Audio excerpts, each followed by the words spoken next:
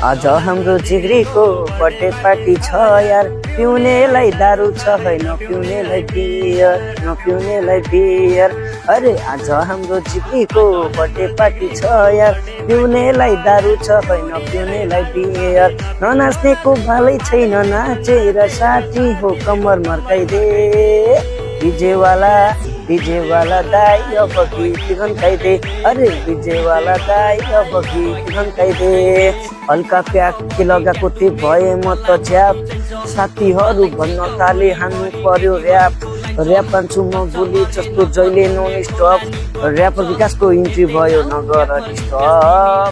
नमस्कार दर्शकबिन, स्वागत छ तपाईहरुलाई ग्लोबल गोर्खा टाइम्समा। र आज भारत प्रवासमा जन्मिएका एकजना गायक कलाकार ऱ्यापर विकासलाई लिएर म उपस्थित भइसकेको छु।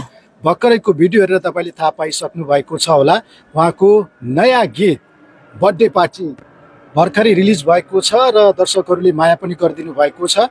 विशेष गरी नेपालको सुदूरपश्चिम प्रदेश अन्तर्गत बझाङ जिल्लामा जन्मिएर भारत प्रवासमा आएर रोजगारी गर्दै म्युजिकलाई निरन्तरता दिँदै आउनु भएको छ र लामो समयदेखि म्युजिक क्षेत्रमा विशेष गरी युवा समाजमा उहाँ चाहिँ युवा जमातमा चाहिँ लोकप्रिय हुनुहुन्छ। सुदूरपश्चिममा उहाँका गीतहरू चल्ने गरेका छन्। ऱ्याप गीत उहाँले गाउनुहुन्छ भने निकै लामो समयदेखि सङ्गीत क्षेत्रमा हुनुहुन्छ र भर्खरै मात्र उहाँको rap song birthday party release भएको छ र यसै विषयमा रहेर हामी कुराकानी गर्नेछौँ। सबैभन्दा पहिला यहाँलाई स्वागत छ ग्लोबल गोर्खा टाइम्समा। धन्यवाद हजुर, भाइलाई धेरै धेरै धन्यवाद। र यति अप्ठ्यारो समयमा परदेशको ठाउँमा पनि भाइलाई सम्झेर यो छोटो समयमा मिठो सम्झनामा सम्झिनु भएकोमा धेरै धेरै धन्यवाद। र दाइको च्यानललाई पनि धेरैभन्दा माया गरिदिनु होला र म ऱ्यापर विकासको युट्युब च्यानलमा गएर सब्सक्राइब गरिदिनु होला। धन्यवाद।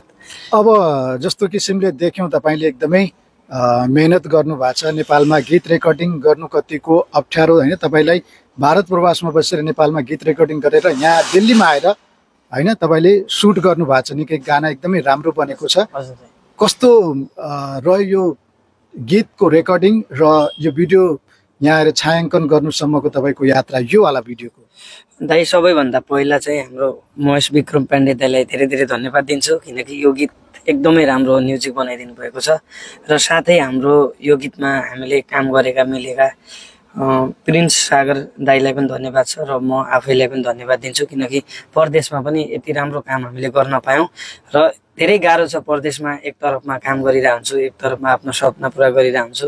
त्यस्तै छ, हजुरहरूले माया गर्यो भने अझै त्यो सफलतामा उत्कृष्ट हुन्छ कि भन्ने आश राखेको हुन्छ।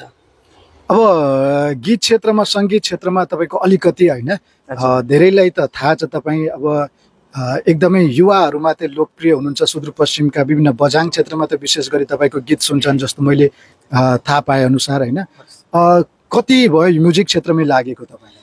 मलाई चाहिँ ठ्याक्क हजुरको 5 वर्ष पुरा भइसक्यो। 5 वर्षदेखि इन्डियामा काम गर्दै नेपालमा गएर भिडियो बनाउँदै आफ्नो एक तरफ घरलाई नै समय दिएर एक तरफ आफ्नो म्युजिकमा समय दिएर बिताइरहेको छु जिन्दगी। कस्तो रह्यो अनुभव तपाईँ होइन?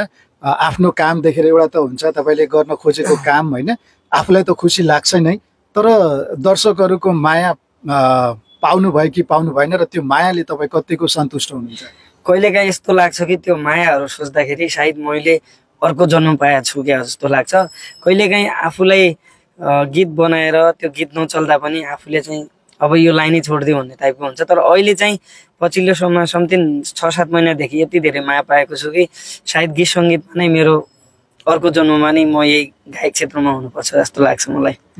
अब यो जुन बर्थडे पार्टी सङ निकाल्नुभयो तपाईँले, यो बर्थडे पार्टी सङको विशेषता के हो, किन निकाल्नुभयो तपाईँले होइन, र के सन्देश दिन खोज्नु भएको छ गीतबाट? यो बर्थडे पार्टीमा खासमा मैले गीत बनाउन खोजेको चाहिँ अब नेपालमा प्रायः सबै इन्डियादेखि नेपालसम्म बर्थडे पार्टीमा इन्डियाको गीतहरू बजिरहेको हुन्छ। तर मैले चाहिँ अब हाम्रो गीत पनि त स्टुडियोमा लगाएर मान्छेले सबैले नेपाली गीतमा बर्थडे बनाओस् भनेर एउटा छुट्टै प्याटर्नको बर्थडे पार्टी गीत बनाऊ मैले चाहिँ। भनेपछि भारतमा छायाङ्कन गर्नु भएको छ, तर नेपालमा चाहिँ नेपाली युवाहरूले होइन तपाईँको गीतलाई सुनोस् भन्ने उद्देश्यले बर्थडे पार्टीमा तपाईँको गीत चलोस् भनेर तपाईँले बनाउनु भयो? हजुर हजुर, एकदम एकदम। अनि अहिले अब जस्तो माया कस्तो पाउनु भएको छ, मन पराउनु भएको छ दर्शकहरूले, कस्तो तपाईँलाई पर्सनल होइन मेसेजहरू अथवा होइन कमेन्टहरूमा के भनिरहनु भएको छ? मलाई खासमा यहाँनिर अलिकति चित्त दुखाइ के छ भने मलाई माया गर्नेहरू प्राय मेरो बजाङ आसपास भन्दा पनि मलाई बाहिरतिरको धेरै मन पराउनुहुन्छ। त्यो कारणले चाहिँ आफ्नोले चाहिँ मेसेजमा आएर ल आई लभ यु राम्रो गरेको छ भाइ भन्छ, तर त्यो उसले चाहिँ त्यो गीतै सेयर गरे हुँदैन, न कमेन्ट गरे हुन्छ। त्यहाँनिर अलि चित्त दुख्छ। प्लिज आफ्नोलाई माया गर्न सिक्नुहोस् भन्न चाहन्छु।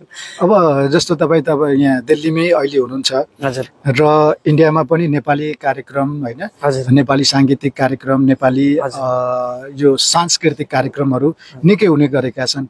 अनि तपाईँलाई कतिको बोलाउँछन् यतातिर कार्यक्रममा गाइदिनु पर्यो तपाईँले भनेर? धेरैले बोलाइरहेको हुन्छन्। धेरै भन्दा पनि 50%ले धेरै आयोजकहरूको नाम पनि लिन्छु होला मैले। हाम्रो ओम सुनार दाईदेखि लिएर प्रेम बेसी दाईदेखि लिएर हाम्रो अनि त्यो अनिल बेसी दाईदेखि धेरैजनाले अब पर्सिनी बम्बई बोलाइरहेछन्। धेरैजनाले याद गर्नुहुन्छ जोस, मैले चाहिँ उनीहरूलाई कहिले आफ्नो डिमान्ड भन्दैन, तर जोस मलाई नसोधेर पनि फोटोहरू हाले हुन्छ, खुसी लाग्छ मलाई।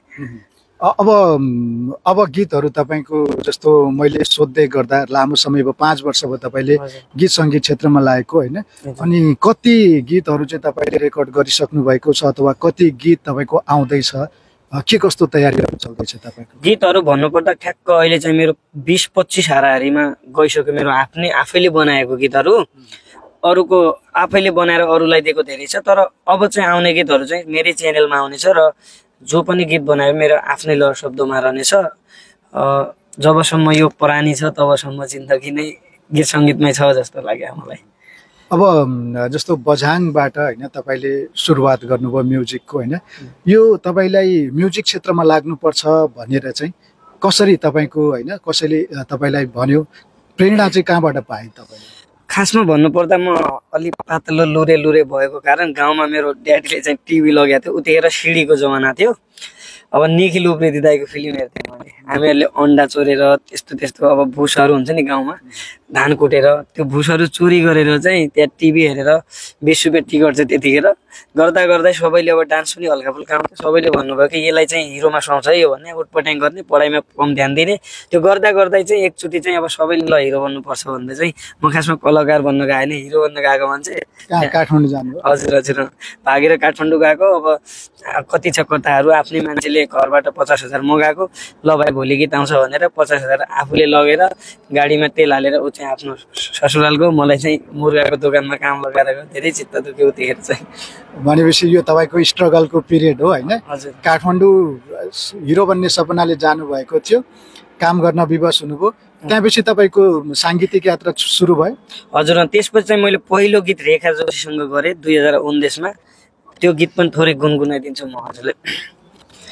पहाडको ठन्डो पानी छोर्या टिको भोलि, पहाडको ठन्डो पानी छोर्या टिको भोलि, कति निको सुहाएको फुला बुटे झोली, हिँड बाई जाउँ हाम्रा बजाङतिर, वहीँ घुमौली अरे वहीँ घुमौली वहीँ फेरौली साइपाल हिमालतिर, वहीँ घुमौली वहीँ फेरौली साइपाल हिमालतिर। धन्यवाद। हजुर, भनेपछि यो गीत निकै मन पराइदिनु भएको थियो तपाईँको, यसमा राम्रो भ्युज पनि गएको थियो होइन? अनि त्यहाँपछिको गीत सङ्गीतमा होइन तपाईँ निरन्तर लागिराख्नु भएको छ। अहिले पनि तपाईँको होइन आज पनि एउटा गीत तपाईँले रेकर्ड एउटा बनाएर आउनु भएको छ, रचना चाहिँ सधैँ भइरहेको छ, निकाल्ने तयारी होइन? अब कस्तो आगामी दिनमा अब कुन गीत आउँछ तपाईँको? अब चाहिँ नयाँ गीत आउँछ। हाम्रो भाइ बाबु राजालाई एकदम माया छ, सम्झिया छु। बाबु राजा र मेरो गीत आउँदैछ, कैदी जेल। आफै जेल भएको कारणले चाहिँ कैदी जेल बनाऊ। हजुर, अब चाहिँ दर्शकहरूलाई के भन्न चाहनुहुन्छ? हामी अन्त्यतिर छौँ। तपाईँले लामो सङ्घर्ष गरेर होइन गीतहरू निकाल्नु भएको छ, भारत प्रवासमा रेकर्डिङ गर्न उस्तै पनि महँगो खर्चिलो हुन्छ। तपाईँले त्यो किसिमको होइन माया दिनुहोस् भन्नको लागि चाहिँ के भन्नुहुन्छ? तपाईँको आफ्नो युट्युब च्यानल कहाँबाट आउँछ त्यो कुराहरू पनि दर्शकलाई बताइदिनुहोस्। नमस्ते सबैजनालाई। फेरि पनि म ऱ्यापर विकास। मेरो घर चाहिँ बजाङ तलकोट गाउँपालिका वडा नम्बर 2 धमिनामा जन्मेको। मेरो आफ्नै युट्युब च्यानल ऱ्यापर विकास छ र हजुरहरूलाई म के भन्न चाहन्छु भने हजुरहरू मेरो भगवान हो। हजुरहरूको एउटा कमेन्टले गर्दा मलाई धेरै ठुलो साहस दिन्छ। त्यसैले मलाई एउटा नेपालमा नबसेर परदेशमा बसेर पनि एउटा काम गरेर पनि मलाई नेपालमै बसेर केही म्युजिक क्षेत्रमा अगाडि बढ्नु छ भनेर यो आशा हजुरहरूमाथि राखेको छु। आफ्नै छोरा भतिज जे सोचेर पनि मलाई माया गरिदिनु होला, यही भन्न चाहन्छु म। हजुर दर्शकबिन, उहाँ हुनुहुन्छ ऱ्यापर विकास, जो भारत प्रवासबाट सङ्गीत क्षेत्रमा के गर्नुपर्छ भनेर लाग्नु भएको छ। काम गर्न आउनुभएको, तर सङ्गीत क्षेत्रलाई माया गर्नुहुन्छ र यस्तै नवोदय कलाकारहरूलाई सपोर्ट गर्नका लागि ग्लोबल गोर्खा टाइम्सले सधैँ अगाडि आइरहेको हुन्छ र आज पनि एकजना व्यक्ति जो गीत सङ्गीत क्षेत्रमा के गर्छु भनेर लाग्नु भएको छ, उहाँलाई चाहिँ सपोर्ट होस् भन्ने उद्देश्यका साथ हामीले उहाँको सानो अन्तर्वार्ता लिने प्रयास गऱ्यौँ र आशा गर्छौँ तपाईँले यस्ता भारत प्रवासमा रोजगारी गर्दै सङ्गीत क्षेत्रमा योगदान दिन चाहनुभएका कलाकारलाई सपोर्ट गर्नुहुनेछ। उहाँको आफ्नो युट्युब च्यानल ऱ्यापर विकासमा गएर सर्च गरेर उहाँका गीतहरू सुनेर उहाँलाई साथ सपोर्ट गर्नुहुनेछ भन्ने आशाका साथ म पनि अहिलेलाई आज्ञा चाहन्छु। नमस्कार, धन्यवाद।